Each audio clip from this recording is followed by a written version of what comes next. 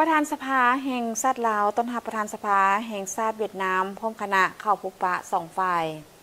ในวันที่5 กุมภาพันธ์ 2026 สหายไซสมพลพรหมวิหารกรรมการกลุ่มการเมืองศูนย์กลางภาคประธานสภาแห่งชาติได้ต้อนรับการเข้าพบปะสองฝ่ายของสหายจึนแทงเมินกรรมการกลุ่มการเมืองศูนย์กลางภาคคอมมิวนิสต์เวียดนามประธานสภาแห่งชาติแห่งสาธารณรัฐสังคมนิยมเวียดนามพร้อมด้วยคณะผู้แทนขั้นสูงการพบปะครั้งนี้เป็นส่วนหนึ่งของการเยี่ยมยามทางราชกิจของคณะผู้แทนขั้นสูงภาครัฐเวียดนามอยู่ลาวน้ำโดยสหายเลขาธิการใหญ่ตัวเริ่มโอกาสนี้สหายไซสมพรพรหมวิหารได้แสดงความภาคภูมิใจและเป็นเกียรติอย่างสูงที่ได้ต้อนรับสหายจึนแทงเมินอีกครั้งพร้อมทั้งแสดงความสมเชยอย่างสุดใจต่อผลสำเร็จของกองประชุมใหญ่ผู้แทนทั่วประเทศครั้งที่14ของพรรคคอมมิวนิสต์เวียดนามและการที่สหายจึนแทงเมินได้รับเลือกตั้งเป็นกรรมการกลุ่มการเมืองศูนย์กลางภาคคอมมิวนิสต์เวียดนามอีกสมัยหนึ่งสองฝ่ายได้ตีราคาสูงต่อการพัวพันหัวมือระหว่างสภาแห่งชาติลาวและสภาแห่งชาติเวียดนามที่ได้รับการซึมขยายทางกว้างและทางลึก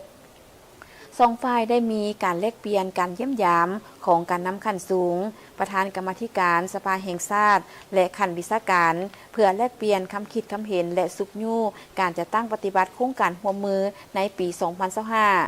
สองสภาแห่งชาติได้ร่วมกันเขียนและเปิดตัวปึ้ม50 ปีแห่งการพัวพันระหว่างสภาแห่งชาติลาวและสภาแห่งชาติเวียดนามการร่วมมือรอบด้านและการพัฒนาปี 1975 หาปี 2025 เพื่อรักษาและศึกษาอบรมคนหุ้นหลัง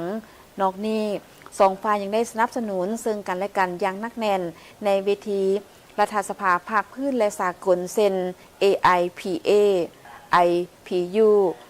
APFF และเพื่อสืบต่อเสริมขยายสายพัวพันหัวมือแบบพิเศษระหว่างสองสภาแห่งชาติสองฝ่ายได้เสนอทิศทางการหัวมือในต้นหน้าคือสืบต่อปรับปรุงเนื้อในของบทบันทึกมาด้วยการหัวมือ MOU ระหว่างสองสภาแห่งชาติลาวและเวียดนามและ2ห้องว่าการสภาแห่งชาติลาวและเวียดนามฉบับปี 2022ให้สอดคล้องกับสภาพการตัวจริงสืบต่อสุกยู่การจะตั้งปฏิบัติบรรดาสัญญาสนธิสัญญาและข้อตกลงระหว่าง2รัฐบาลโดยเฉพาะเป็นการร่วมมือทางด้านเศรษฐกิจการค้าและการลงทุนสืบต่อเผยแพร่เนื้อในปื้ม50 ปีแห่งสายพัวพันระหว่างสภาแห่งชาติลาวและสภาแห่งชาติเวียดนามให้กว้างขวางเพื่อให้คนหุ้นนุ่มได้ศึกษาสืบต่อสนับสนุนและร่วมมือกันในการเคลื่อนไหวในองค์การรัฐสภาภาคพื้นและสากล